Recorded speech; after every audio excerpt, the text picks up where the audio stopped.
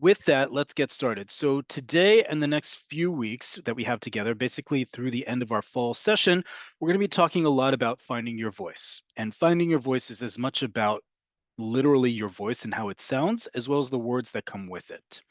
And today is a topic we've talked about in the past, and I'm going to share with you a story that I've shared before, but I think is an important one.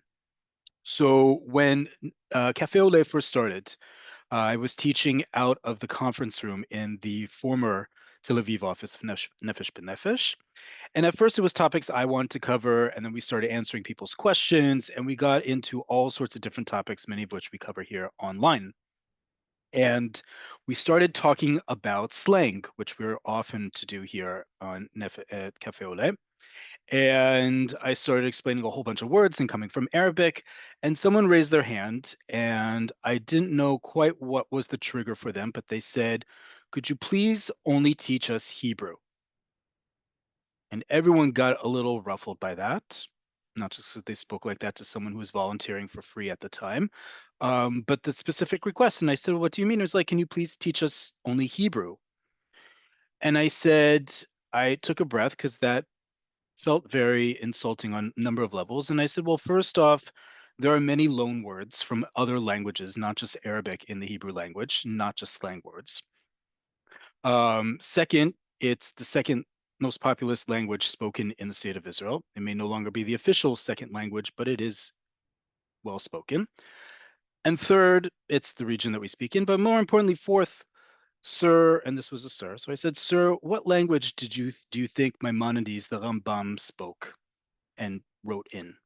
Or Saadia Gaon, or some of our most illustrious Jewish thinkers and rabbis of the world? And that was that with that question. To say that today's class is all about loanwords from other languages in Hebrew. This is not to say that Hebrew is an invented language. Hebrew is the only, repeat, only example in history of a language basically coming back to life. Hebrew was almost extinct by the end of the 19th century in that it was not used as everyday conversational language. It was only reserved as a liturgical language, and every once in a while being spoken to between Jewish communities around the world. But again, they didn't have a complete vocabulary. Towards the beginning of the 19th century, there was an attempt to revive it, but again, a lot of words weren't there. By the time around the end of the 19th century, it started being revitalized as an everyday language, meaning the everyday small words. I always talk about this in the context of I went through many, many years of Hebrew education without knowing the words for to push and to pull. I can tell you all sorts of things about Jewish tradition and liturgy and history and philosophy, but I couldn't tell you how to say to push and to pull to everyday things we do. Because if you're learning Hebrew without the context of everyday life in Israel, you're not necessarily understanding it to use it in everyday context, like to push and pull a door. All right. So today we're going to look at not all, there are many, many loan words from other languages, which is to say Hebrew is not invented. Hebrew is its own distinct language with Testament going back at least 5,000 years. But all languages borrow from one another, and it shows how global of a people we've always been and how interconnected with the world we've always been. That may not feel like it. We may not want that, but I'm going to show you words that you may not have known are not Hebrew in origin. That doesn't mean that Hebrew is any less or more of a language. That's the reality of how language works. And if you don't believe me, folks, look at the language I'm speaking in right now, English, and how many words come from what language, but it's called a Germanic language, but how many words come from Greek and Latin and French and all sorts of other places. With that, let's get started. And I'm going to share with you an example of how important this notion is for some people of Hebrew having a word for everything. Okay? I'm going to translate it. We're going to watch it first, and then I'm going to translate it with you.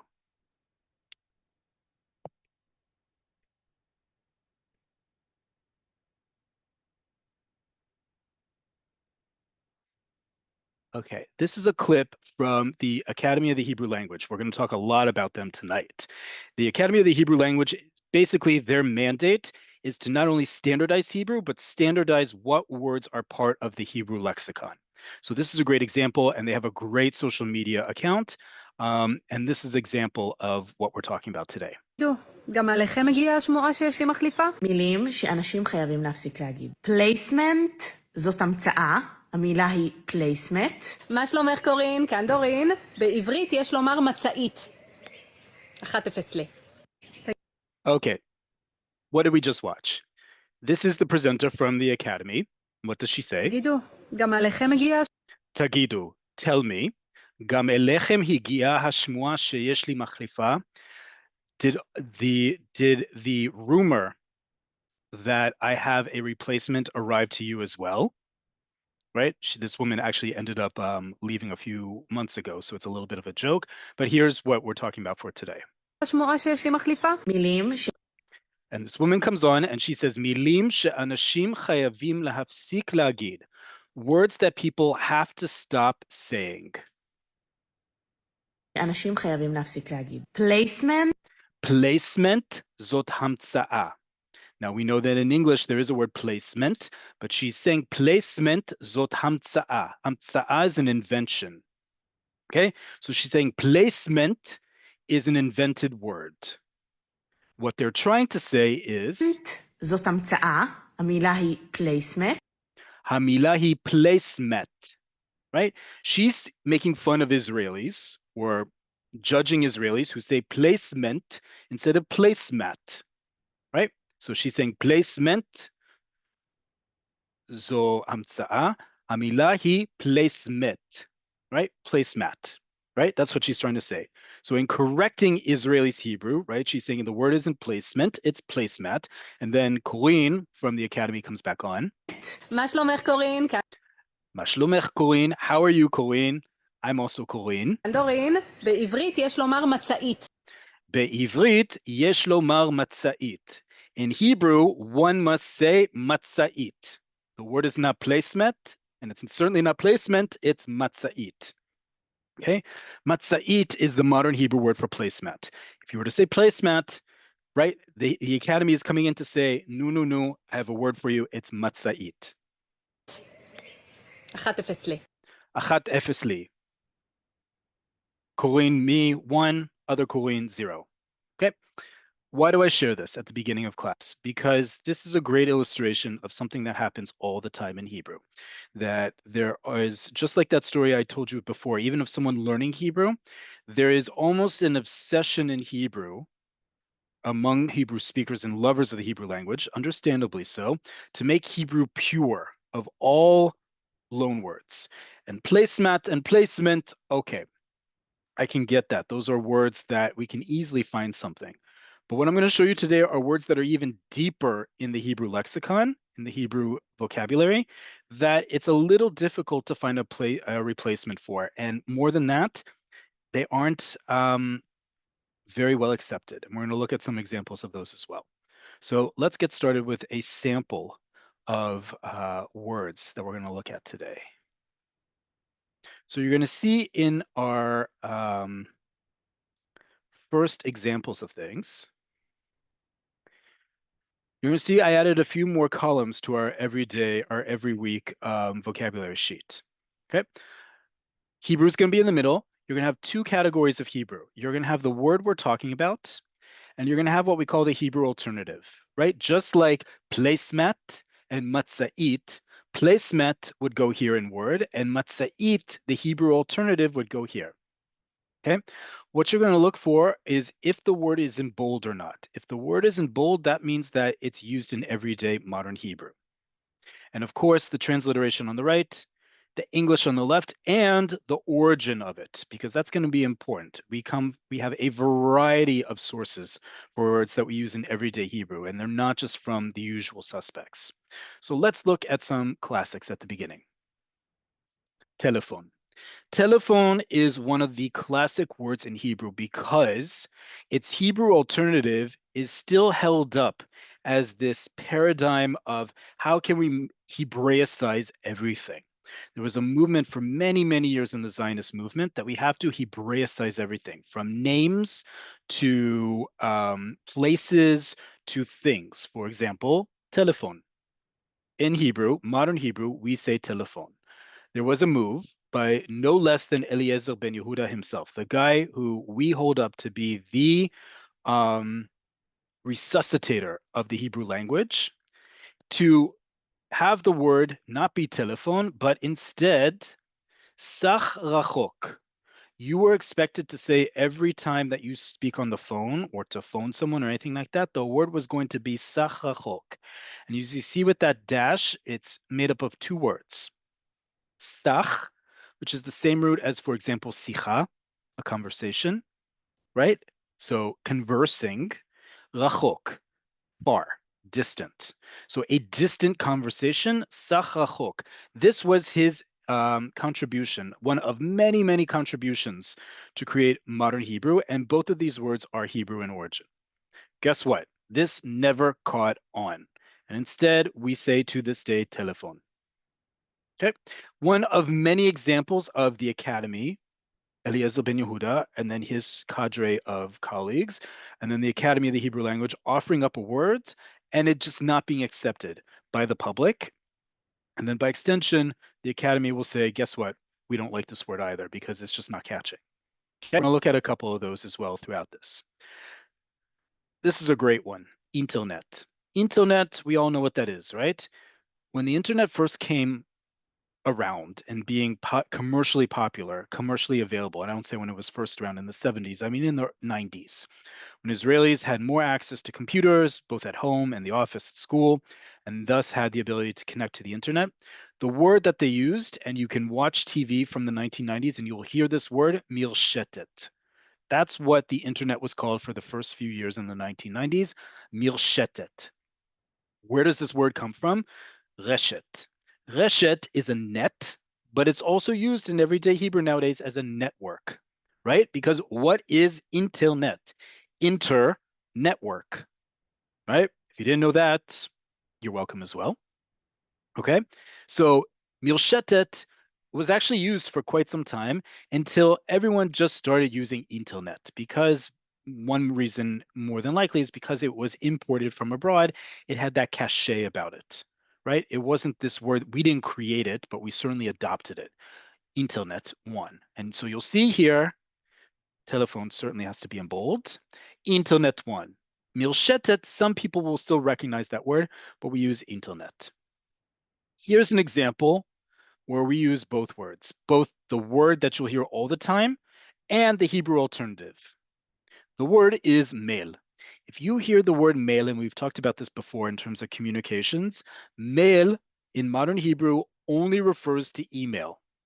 Only. Okay? Don't, but J, no. Mail only refers to email. I know that may be confusing, but that's how it's used. Doar, right? Doar is the catch-all term for mail. The post office, post, whatever you call it in your own country, or snail mail is the other term. Doar is when you have a letter, a physical piece of mail. Mail is email. We also have the Hebrew term doar elektroni.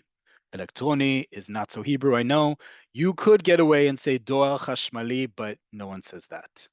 Okay, and it's often abbreviated as doal, doar elektroni. Okay, in this case, both terms are used. Tishlach li mail, send me an email, or tishlach li bedoar elektroni, send me as an email. Okay, both are used, and hence they're both in bold. Okay, let's go to some other ones. I love some of these ones, and I'm gonna show you where you can find out even more of these sources. And I promise they're not all English. Hungoville. Hungoville is a word that you're going to hear, well, depending on your age and your lifestyle, you might hear a lot. Hungoville is exactly what it sounds like, hangover. Okay, we do have a Hebrew word for it. It was created by the Academy, and the word is chamar moret. I love this word. I personally love this word. I don't like the feeling of it, right, being the recipient of it, but chamar moret is a great word. Why? Because this is one of the great things we can do when we create a Hebrew word. We explain its origins, We can contextualize it, and we start adapting and adopting it.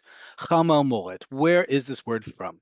Chamar, chet mem resh, is a term that's used not just in Hebrew, but in other Semitic languages, referring to wine. It's a synonym for wine or some sort of fermented beverage. Okay? Chamar mar is a word that already appears in the Bible, in the Tanakh, and it has to do with an upset stomach, the idea of something bubbling in your, specifically in your intestines, right? So you put this all together, and then it forms a pattern that we're going to see in another word just in a second that has to do with ailments. When you put this all together, you get an ailment that has to do with wine or a fermented beverage, causing some upsetness in your stomach. Put that all together, hangover. Okay, some people's hangover is just a headache, whatever it may be. Chama moret is a hangover. Both terms you will hear. Hangover, of course, will be a little bit more popular because you hear it in popular media from around the world, but we do have a Hebrew word, and both of them are used. Let's move on to our next one, jet lag. Everyone suffers from it. Don't try to deny it. You suffer from it one way or the other, maybe both, like myself. Jet lag. Jet lag also has its own Hebrew alternative, ya'efet. And I personally like to say this with the ayin because having learned Arabic, I know how to say it. But if you can't, ya'efet is perfectly all right. Ya'efet is a great word because it's combining, again, a whole bunch of things at once. It's combining the verb la'uf, to fly, as in te'ufa, aviation, flying in a plane. It sounds like, even though the letters are reversed for the word ayef, tired, and like chamamuret, it follows a pattern that indicates an illness, a'et. So you put this all together, it's an ailment caused by flying and tiredness. Put that together, jet lag, jet lag. Either of these are used. You will see both of these in writing and in speaking. Most people will say jet lag, but you will also see the word ya'efet written out. It's a great word. Okay. So far, a lot of English. Let's get to some other languages. And you'll see some of these languages, the older we go, the fewer alternatives they're going to offer because these words are so embedded in Hebrew. For example, this word. You may have never heard of this word before. Now you're going to know this word, gamba. Chances are, if you are long enough in Israel and either shopping in a shuk or even in a grocery store or learning a recipe in Hebrew or speaking to anyone of a certain age, meaning older generations, they're going to refer to every red bell pepper that you see as gamba. Everything is gamba. Gamba is not Middle Eastern in origin. It is, in fact, Italian in origin.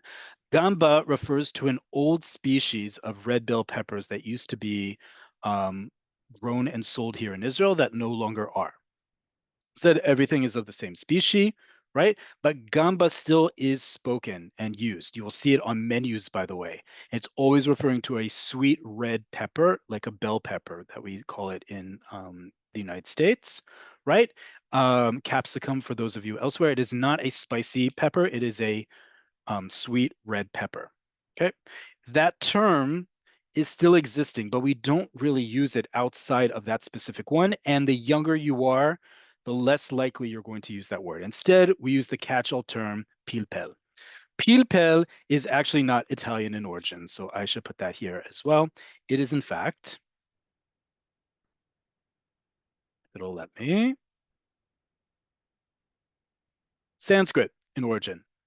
Pilpel, just like all the languages that have the word pepper or some derivation of the word, all come from the same source, from Sanskrit in South Asia, and referring to what we now call today black pepper, right? That species of berry that turned into a highly valued spice around the world, that is pilpel, and that is the term that was used all the way until the European discovery, invasion, you do with what you will of that, of the New World, and bringing back the peppers we know nowadays, from sweet bell peppers to jalapeno peppers to hotter ones. And that term stayed because of that spicy note that black pepper had. The initial Europeans who found it, who learned about it, they didn't discover it, of course, thought that the taste was similar or the sensation was similar, and so they also called it the same word. Hebrew does the same thing. Everything is pilpel, from a sweet bell pepper to black pepper, pilpel shachol, to even another spice that we use a lot in the Middle East, pilpel angli. Pilpel angli is not English pepper, it is allspice. Okay, so this is a catch-all term. Both of these are used, but understanding its context is important. Persian. Persian has given us so many words. I'm actually going to show you a great resource to see just how many words Persian has given us. But some of the big ones, you already know these. You may not know their Persian in origin, but you definitely know these words. The first one is Pardes.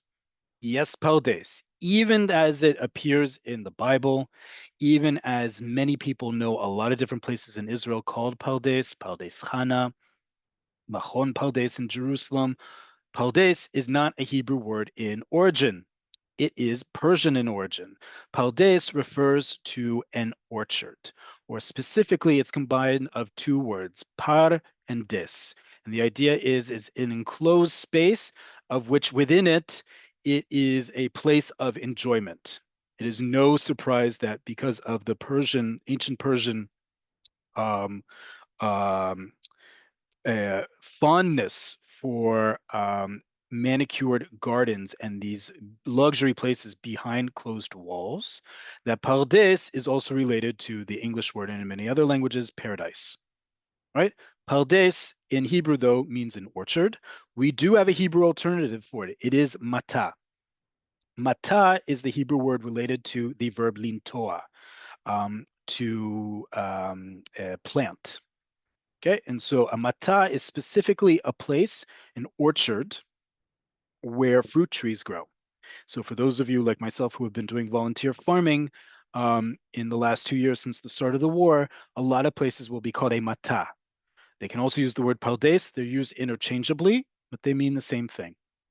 Okay. A word that is so Israeli, but it is not Hebrew in origin, balagan. Balagan has all sorts of different twists and turns at how it came into the Hebrew language. Some people say, oh, it means circus. Some other people will say, no, it's the roof of a building. Suffice it to say, Balagan is not Hebrew in origin. Its most ancient origin is indeed Persian. From Persian, it came to us through Turkish, through Russian, and through Persian itself. Balagan means chaos. There are other ways to say chaos in Hebrew. You can say chaos, but that doesn't solve our problem because that's not Hebrew. You could say seder. At the beginning of a word means lack of, or im, or none, and seder, order. So a lack of order, or non-order, or disorder. Doesn't quite capture it, and you aren't going to say yala seder, right? A very popular thing to say when you're going out to have fun with friends is yala balagan. Two words, not Hebrew in origin, but very much Israeli. That's what we're talking about here in this class, folks. Okay, so balagan wins. Seder is only going to be used in very formal situations, and you're probably even then going to find another way to say it. Another one I love because there is among many great Hebrew resources online, there is a Israeli scholar. She is wonderful. Her interest is actually ancient Persia, and she talks about modern Iran as well, and in the context of Israel and Jews and so forth. And so she does a whole deep dive into words that begin with par, because par in Hebrew also originally will come from a Persian word. So we had pardes. Now we have parval. If you've never heard of the word parval, chances are many of you live in a parval or in the parvarim. Parvarim is the plural of parval, which is a suburb. Again, that idea of par being a set space and var being outside it, as opposed to pardes being inside it. Parvar is outside of it. And a parval is the area outside of a central city, i.e. the suburbs. This is the word we use in everyday Hebrew, by the way. Whether you live in the suburbs, we do have towns that are considered suburban in relation to a bigger city. We also use this word, for example, if you're on a train, Rakevet Israel, and it's a local train, sometimes it will not be called a local train, it will be called the Rakevet Parvarit, meaning it's the suburban line, the one that stops at all the small stops along the way. Okay? 3 words from Persian. Let's keep going. I mentioned last week and to both on Monday and on Wednesday that this week's Cafe Oleh conversation, we're going to play a game. And the game is trying to describe a word using Hebrew of a word that's not Hebrew in origin. And I'm going to leave these two blank for now because we're going to come and play these two together because these two are great words, English in origin, and we're going to explain what they are in just a minute, but we're going to work on this together. Okay, let's keep going on some other ones. These, I loved finding these out. I loved it. I am teaching myself Greek. Many of you know that since October 7th, the easiest and safest way to fly out of Israel was often through Athens. I also happen to love a lot of things about Greece, so I'm teaching myself Greek through Duolingo, and I start learning words, and I'm like, wait a minute, I know that word, and wait a minute, I know that word. How did that just happen? Because we think in English, we're going to be able to understand Greek because we think all these words come from Greek. Greek is much harder than that. But then these two words come up among many, and I realized, wait a minute, something's happening here. Many of you in signing on today had to use a mikledet, a keyboard.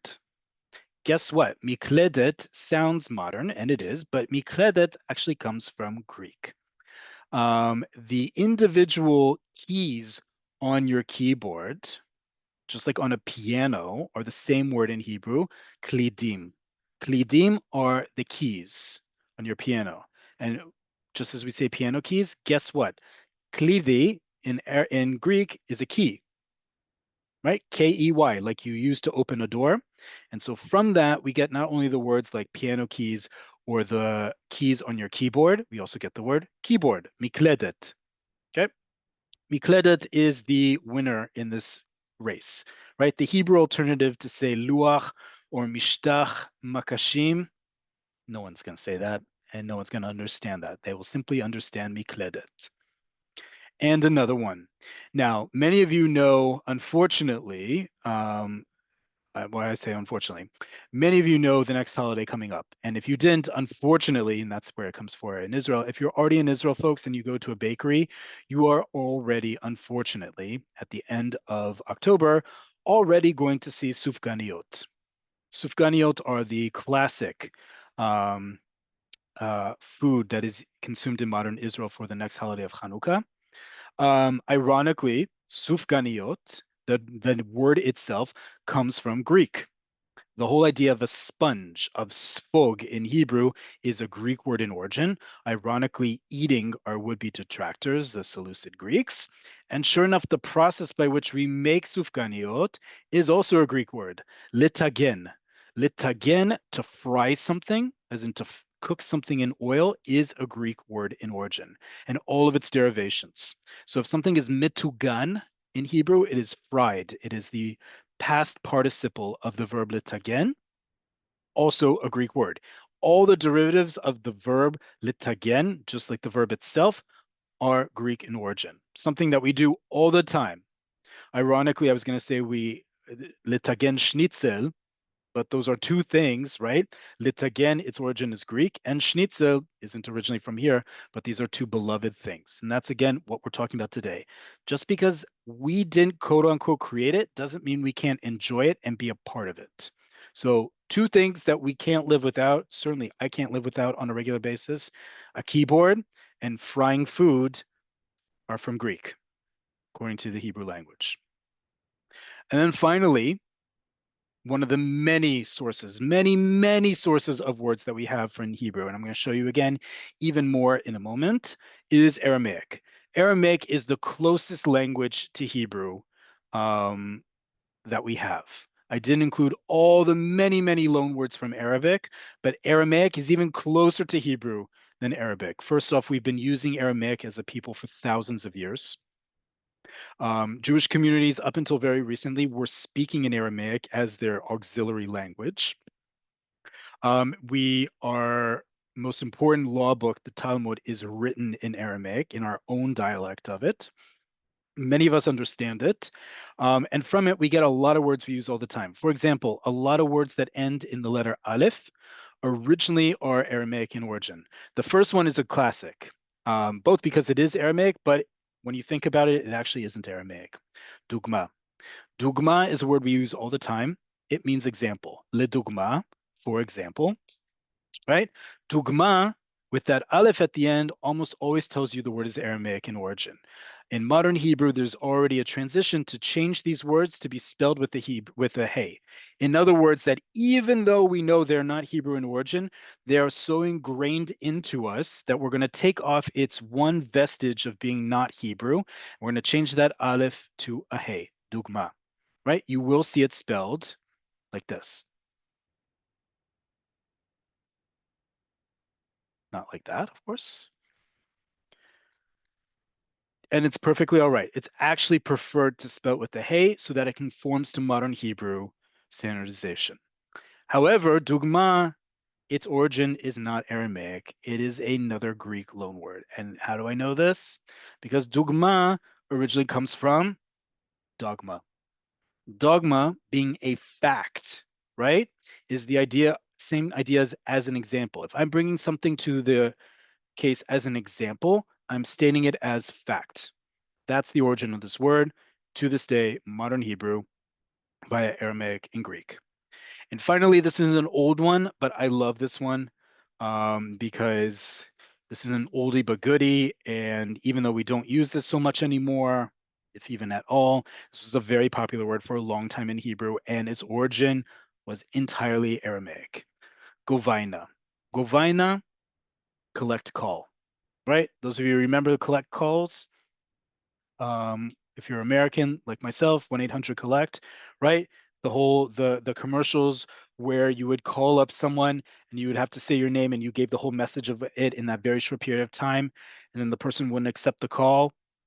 That's the same idea as a guvaina, the word that's used in modern Israel for a collect call, even though we don't use it anymore, originally coming from Aramaic. The same root that gives us words like legavot, and gvia in Hebrew, which all have to do about collecting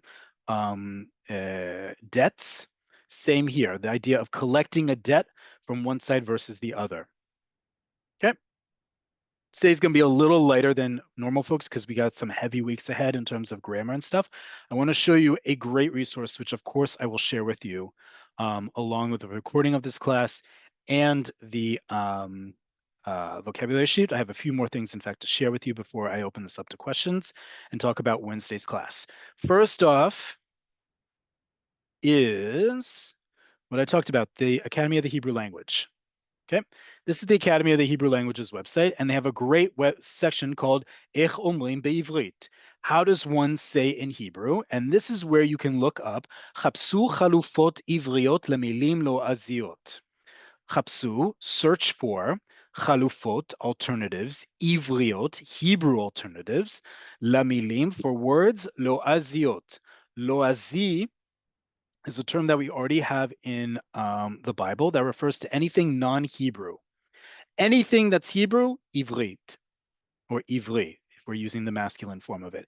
Anything non-Hebrew, loazi, right? Those of you who are more religiously observant and or know the Hallel service, it's one of the Tehillim that you recite, Betzeit Israel, Mi Mitzrayim, Beit Yaakov, Me'am, Loez, right? From a non-Hebrew speaking nation. So here you can click on any word here, or you can type in the word and find its Hebrew alternative. It does not mean, however, the word is popularly learned or used. So I opened this up, just seeing what was around. And remember, I taught you about pilpel and gamba. Look what came up.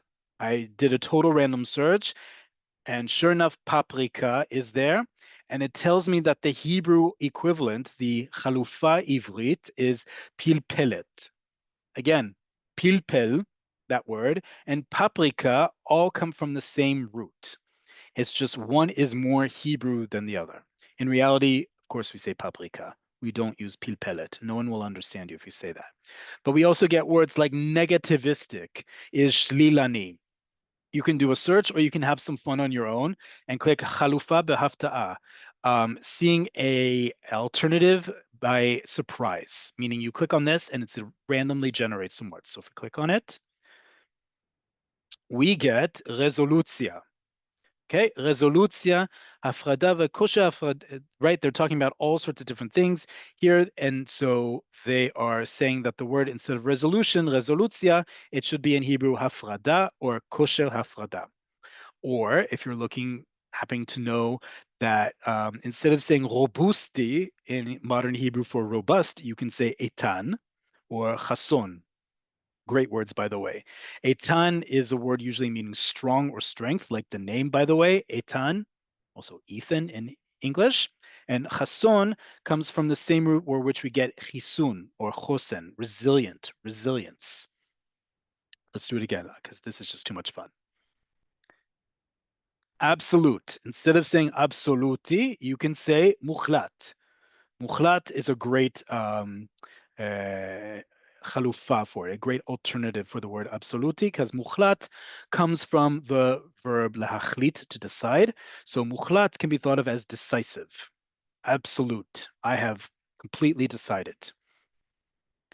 And maker, as in someone who makes something, instead of saying mekir, it's asyan, the person who oseh, la'asot, to do or to make. So oseh, osa is the person is doing it, and asyan is the person behind it. Okay, a great fun tool. Of course, I'll send you this list. You get all sorts of other things, by the way, in this website. It talks about decisions being made on Hebrew grammar and new words. It has a word of the year that's always celebrated during the Hebrew Language Day every year. It's a great resource, but this in particular has to do with what we were talking about today. Let me share another great resource with you. This one helped me a lot in putting together today's lesson. This is a great resource that tells you, that is all about milim shechadru la'ivrit, words that penetrated into Hebrew. So for example, if we look at the English contribution, you see all sorts of words here.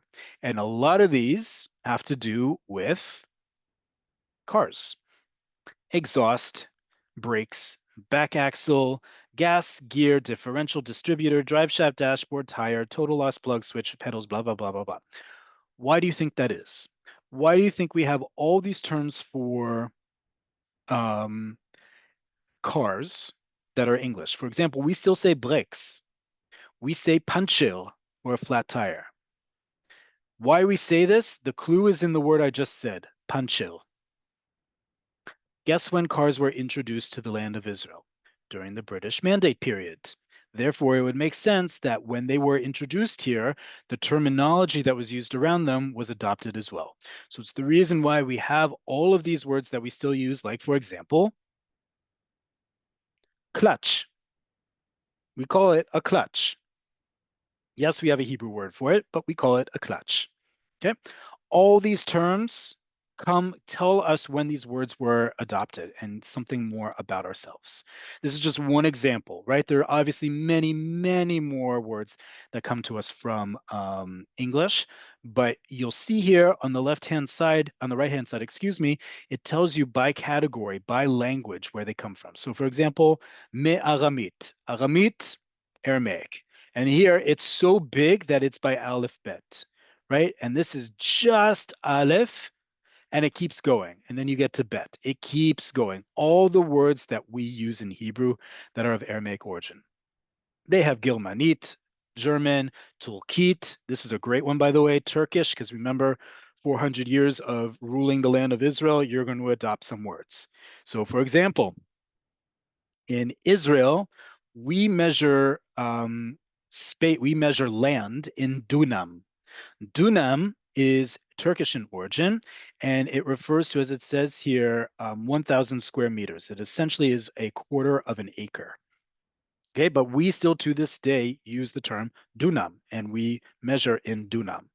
Tabu is not taboo from South Pacific. Tabu is the register of uh, land ownership in Israel. Sheshbesh, of course, backgammon, coming originally from Turkish. And word I didn't even know came from Turkish, which I love, and especially I know many of you play here on in our Nefesh B'Nefesh crowd. Bridge. Bridge is a card game. Bridge does not come from the word bridge, right? Instead, it comes from bir üç. Bir is the number one in Turkish, and üç is the number three, having to do with, as it says, Hashem misamen et hayad haptucha v'shalosh hayadayim askurot b'mischak habridge. The word signifies the one open hand and the three closed hands during a game of bridge. The things you learn, right, in learning another language about your own. You can keep going. Yiddish, Greek. I told you there were all these words from Greek. All of these words, right? So for example, general words, avil. Avil comes from air. The word for air is Greek in origin, according from Hebrew. Sufganiot, we talked about, right? Itriot. Itriot, noodles. The word in Hebrew for noodles, itriot, comes from Greek. All sorts of other words that have to do with everything from food to building to philosophy, hygiene, clothing, commerce, law, sport, you name it. Tourism, or even, okay, culture, all sorts of different things coming from the Greek language. Again, thinking about how many years the Jews and Hebrew-speaking Jews were in relation with Greek-speaking populations, quite a lot. You can even go Ladino, right? One of the most important auxiliary languages in the last 500 to 800 years. And we have some words are from even used in from Ladino. Some of these are not so appropriate for me to say. We're actually going to talk about those words next week, and I'll tell you about that in a little bit. But for example, pita. Pita, Hamila higia leladino me'ayavanit. Those of you who, again, another Greek word. Those of you who have been to Greece before, you know all the different pitas or pide or any of those words. That's from the same word that we use for pita. All interconnected. This keeps going. You can not only look at words that from all these languages, it goes even more into Latin, spoken Egyptian, actually ancient Egyptian, Arabic, of course, Polish, Persian, French, Russian. Just quickly look at the Persian one. We have a huge amount of Persian words. Again, thinking about for how many years Hebrew-speaking populations were in connection with Persian-speaking populations, right? The one I particularly love, and then I want to go back to our vocabulary sheet, is Akkadit. We're going so far back in time, we're even saying the words that originally come from Akkadian, one of the oldest attested Semitic languages in the world, distantly related to Hebrew, but some of these words as well. So for example, let's look at the word leviva. We talked about Chanukah. Clearly, food is on my mind. Leviva is any kind of patty, fried patty. And it's telling us here that it comes originally from Akkadian, not Aramaic, much older Akkadian, having to do with a cake that is eaten, right? It's a type of cake that is eaten, comprised of the word akal, like our word ochel, and libu, that comes from some sort of type of, right? All sorts of crazy words here. This is an amazing resource. We'll be sure to share that with you as well. Let's go back to our vocab list because we need to still fill in two of those words. So I told you we have two words, and this is going to be what we do on Wednesday. So this is also an invitation for you to join us on Wednesday for Cafe Oleh Conversations. You're going to be playing a game in your breakout rooms where you're going to try to help each other figure out the meaning of a word. One of you is going to know the meaning of the word, or vice versa, and you're going to need to help the rest of your group figure out the meaning of the word without giving it away. And you're going to be able to give some clues. I'm going to give you a whole set of how to do this. It's going to be based on your current proficiency level, so don't worry about it. If you're beginners, you'll be able to play. If you're advanced, you'll be able to play. Let's look at two words. If you were in last week's conversation class, you know the first one. We've talked about this before.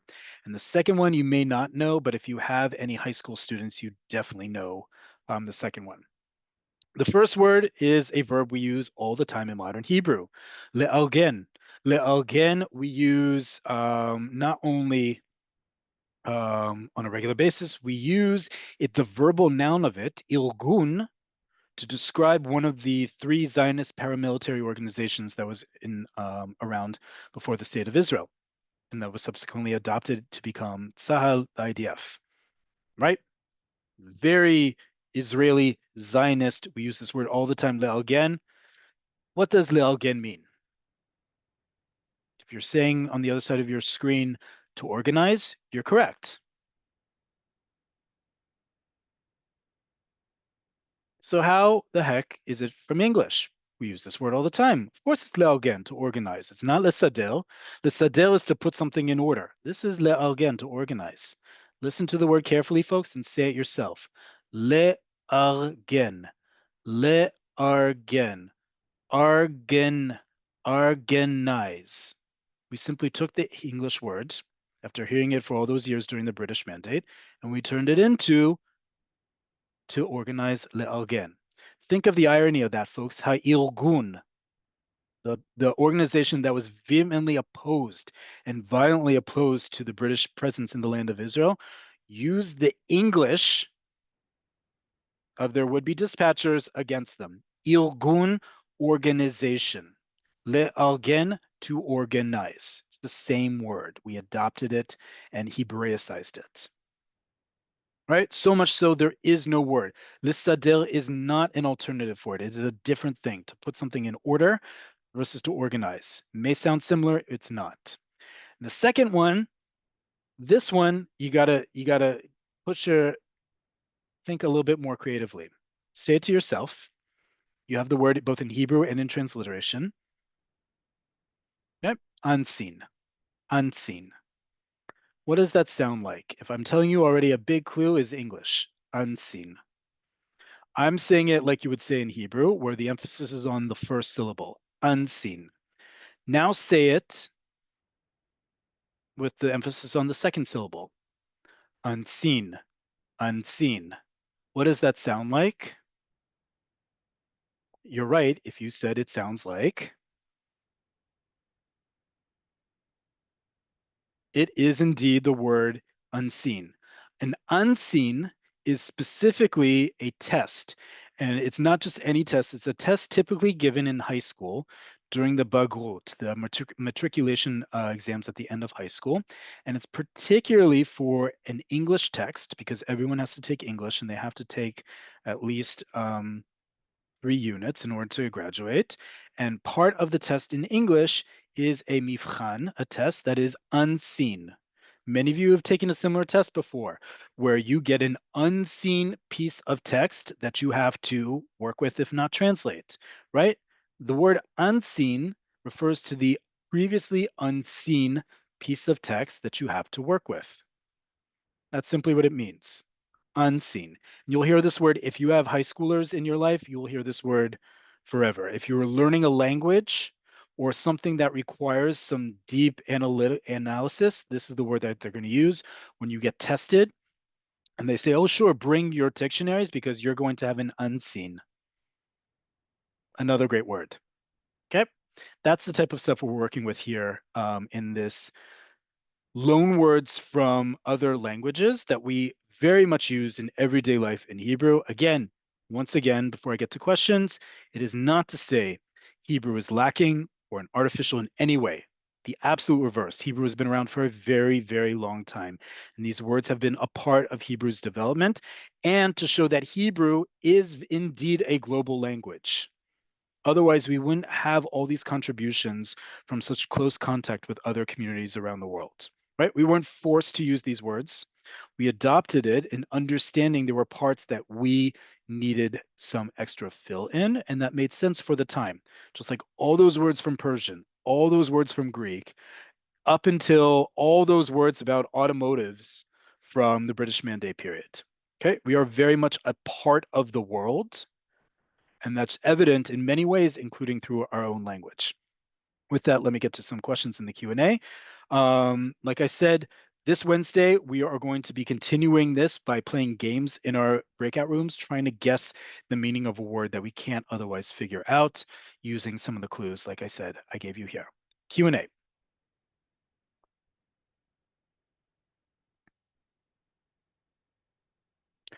Could you touch on the connection between busha and lilbosh? Those two words are not connected, and I will show you right now using another one of our very popular resources here at Nefesh B'Nefesh.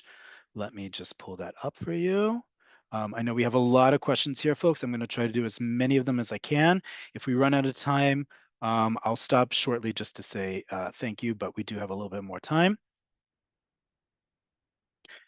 So for those of you who have forgotten or need a good reminder, our very, very one of our most favorite free resources for Hebrew is pe'alim.com, right? And how do I know the two words that the gentleman asked are not related? Busha. If I type in any Hebrew word here, noun, verb, adjective, and it shows up, it's going to give me the word. It's going to give me its root, and it's going to give me all the different parts of speech. In this case, busha. Busha means shame or embarrassment. What's important for us is that the root is bet vav shin. This root, all I have to do is click on it, and I get all the words that come with it. Levoshesh, to be late or to be delayed. Levosh, to be ashamed. Busha, shame or embarrassment. Lehit bayesh, all sorts of other words to be embarrassed. All sorts of other words come from this. Versus lilbosh. Lilbosh means to wear, and its root is lamed bet shin. Very important lesson again, folks. Spelling is destiny in Hebrew, and the root is already 50% of the meaning of the word. In this case, one root is bet vav shin, and the other one is lamed bet shin. Two totally different roots. Even if they have two out of the three letters, or even all three letters, but in a different order, it means a completely different thing. In this case, words that sound alike, but have nothing to do with each other. Great question. Is sak a loan word from Hebrew outward to English? Correct. Sak is a Hebrew word. Sak means a sack, and it is indeed a Hebrew word in origin. How it got to English is a whole long history, but sak is definitely a Hebrew word. I read somewhere that Ben Yehuda tried to substitute moz for banana without success. That's true. Moz or muz is a popular word for banana in the Middle East, from which he got the idea, but banana won all the end. Okay.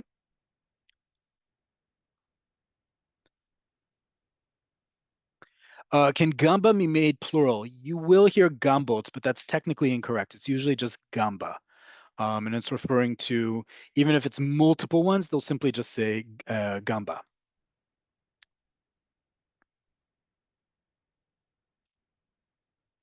Okay.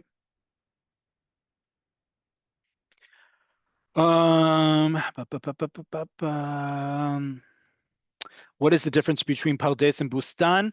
Pardes is Persian, Bustan is Arabic. That's the easiest answer for it. They all mean orchard. Pardes, Bustan, Mata, all three of these words mean orchard. Pardes is Persian, Bustan is Arabic, Mata is Hebrew. How did klidim make it to describe keyboard keys and piano keys, but we still have mafteach for door keys? Because mafteach came a different way. Just because the word is used in one language isn't necessarily going to be used the same way in another language. That klidim came to mean the keys on a keyboard or on a piano. Think of it also the way we think of keys, that we call them piano keys and keyboard keys doesn't look to many of us as the same thing that you put in a door. Mafteach, however, in Hebrew, right, is the idea of the thing that opens the door. It's a lot about also how a language and the people who use it view the thing in its relation to its larger universe. In this case, we're talking about mafteach. from its root that comes from the same root as liftoach, to open, and the formulation of the word, the vowels and the helper letter mem at the beginning, it's a tool to help open something. So it also describes the thing as well as being the name itself. Is there any connection? A great one. I love this one. Is there any connection between the word copacetic and hakol beseder? As far as we know, no.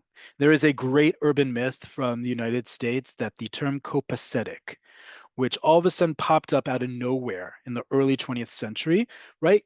Everything is copacetic, meaning everything is okay, sounds quite a lot like the modern Hebrew term hakol beseder. Guess what? There is no documented connection between these two. Otherwise, it's a great coincidence, and I would love for it to be true. But in early 20th century, folks, Jews, the majority of whom were coming from Eastern Europe, did not speak modern Hebrew, let alone have the expression hakol beseder. Your grandparents, my great-grandparents, your great-grandparents did not say hakol beseder. I can almost 90% vouch for that.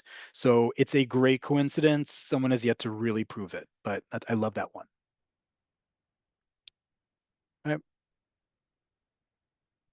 If you spell dugma with an aleph at the end, will it be considered correct? Absolutely. As you saw, I spelled it with an aleph. We have many words that come from Aramaic that have an aleph at the end, and they're absolutely correct.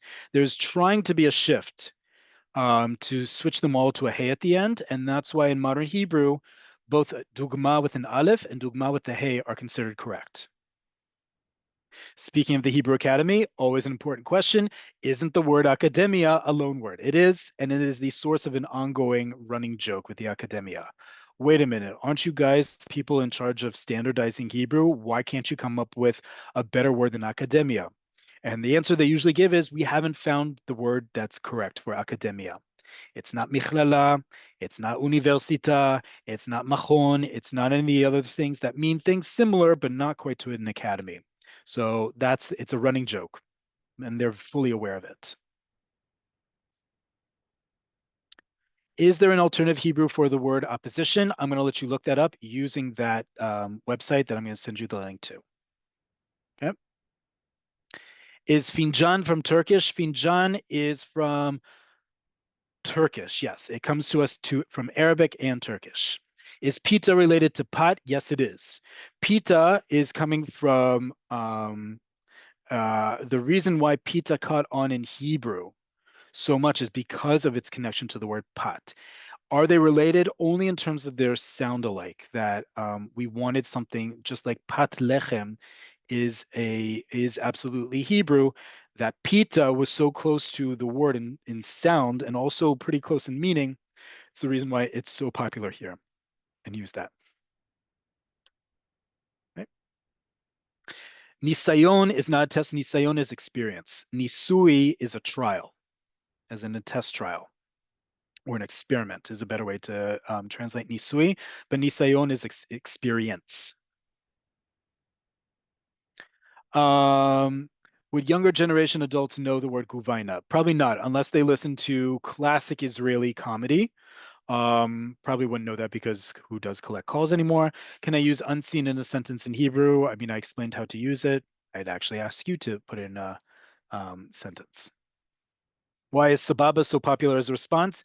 A lot of slang in Hebrew comes from Arabic. I would say the vast majority of slang that we use in everyday Hebrew comes from Arabic.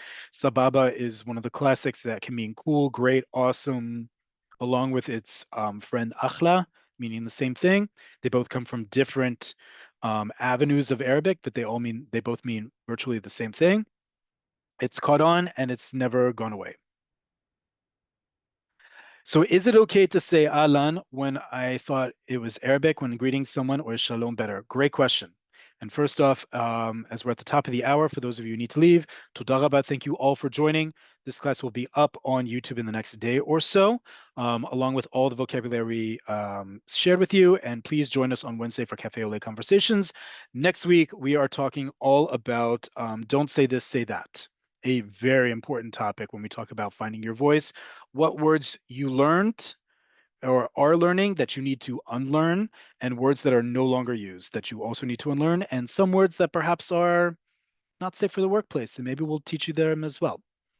In the meantime, let me answer this last question.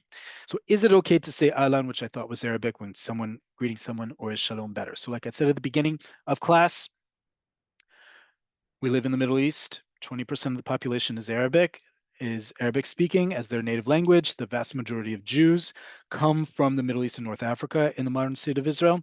It is absolutely all right to say ahlan. Ahlan is how you say welcome in Arabic. In modern Hebrew, it is slang for hey, hi, all those words. What's up, right? You can use it as much as you say shalom and all the other ways to say that, or hey. By the way, you can also say hey or hi. I use ahlan all the time, and that is irrespective of who I'm speaking to. I don't necessarily know who I'm speaking to. We use that all the time in modern Israeli society. There's no problem to use ahlan. Shalom may actually come off as being too formal. Okay. With that, we are out of time. Toda rabba again. Thank you all for joining. Hope to see you in Wednesday's conversation class. If not, I will see you next Monday. And until then, litrot.